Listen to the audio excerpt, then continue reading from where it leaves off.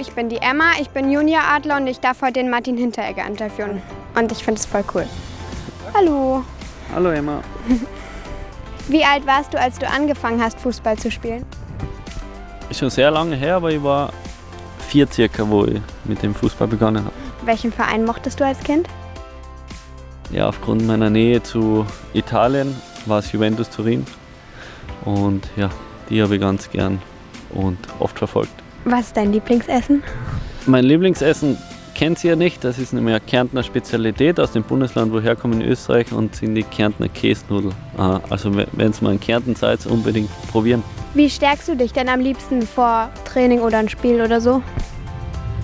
Ja, wir haben immer unser Buffet vor dem Spiel, wo es immer eigentlich ziemlich das Gleiche gibt, dass ein bisschen Routine drin ist, und ich nehme immer Spaghetti Bolognese, was eigentlich der Klassiker ist, glaube ich. Und wo machst du gern Urlaub? Dadurch, dass ich nicht oft daheim bin, mein Heimatort, ist der schönste Urlaub natürlich in Kärnten. Verträgst du dich mit deiner Schwester? Weil ich nicht. Doch, ich verstehe mich sehr gut mit meiner Schwester. Die hat ja auch schon einen kleinen Jungen, und deswegen bin ich sehr froh, dass wir uns sehr gut verstehen. Wer war für dich der beste Fußballspieler oder dein Vorbild? Ich habe schon früher gesagt, Juventus Turin war mein Verein, und da gab es einen Alessandro Del Piero. Kennst du den noch?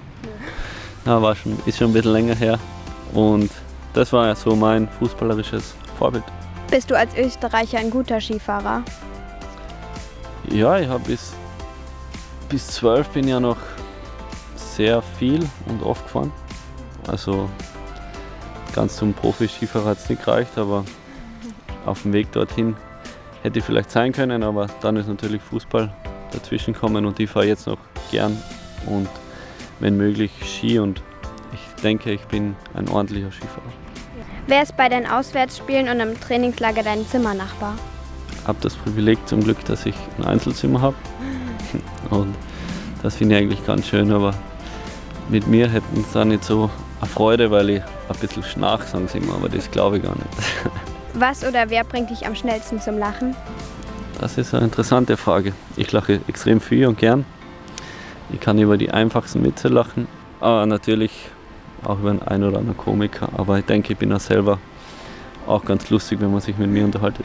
Ich habe mal gelesen, dass du kein modernes Handy hast. Und gibt es da irgendwie einen Gruppenchat oder wer sagt dir halt Bescheid, wenn das Training ausfällt oder so? Ja, das war eine Zeit, wo ich kein modernes Handy hatte. Als ich nach Frankfurt gewechselt bin, musste ich eins haben, weil alles über eine App läuft, wo du die ganzen Termine kriegst, wann Training ist, wann Besprechung ist, wenn ein Training ausfällt, den Trainingsplan.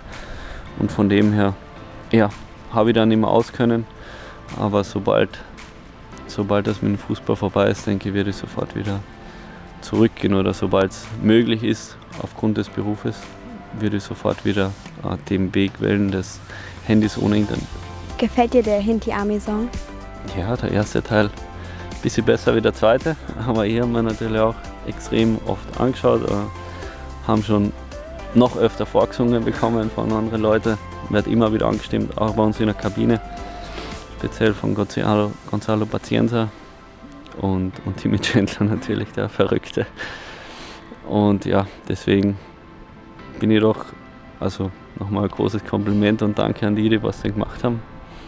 War sehr cool, und ich denke, er gefällt vielen und dir hoffentlich auch. Ja. Ja?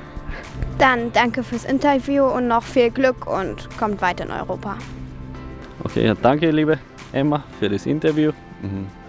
Es waren die schönsten und nettesten Fragen in meiner Karriere, was ich je bekommen habe. Wenn so Interviews nicht mehr so laufen würden, wäre es extrem schön. Vielleicht wird es ja mal was mit einer Reporterin aus dir. Würde mich natürlich freuen, und die haben noch ein kleines Geschenk für dich.